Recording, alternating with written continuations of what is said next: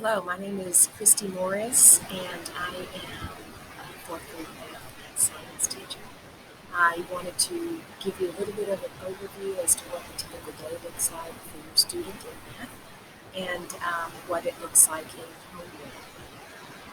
A couple of things I want to point out is that every student needs to make sure that they have a water bottle every day.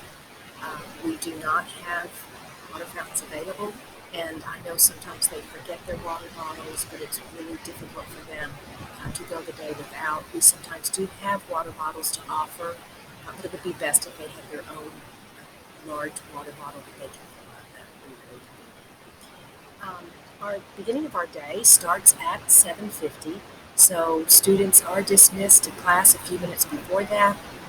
We have something called Community Circle every day, and it's an opportunity for us to connect with one another on social ideas.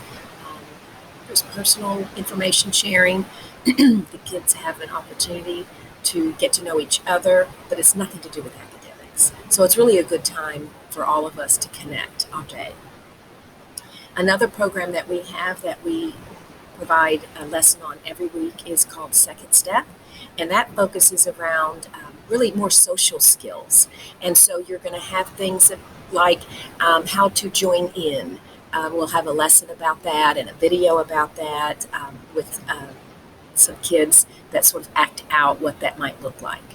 We're in problem solving right now, and there's a 4-step process. So we really do break it down into manageable steps so they can manage these different emotions that they're having and problem solving and so forth. As far as math instruction is concerned, I want to let you know that much of the instruction really is small lessons followed by a game format type of activity. The kids really like that. It keeps them engaged, and they communicate with each other and problem solve together. I want to point out that much of fourth grade revolves around multiplication and division. Just almost every activity they do boils down to being able to multiply and divide. Uh, every student is expected to spend 10 to 15 minutes a day on First in Math. It's available through the dashboard. They know how to navigate, they know where they need to go, and we track that progress here in class. If you could ask your student, how many minutes did you spend on First in Math today? How many stickers did you get in First in Math today? What fact family did you work on in First in Math today? That would really help with the accountability.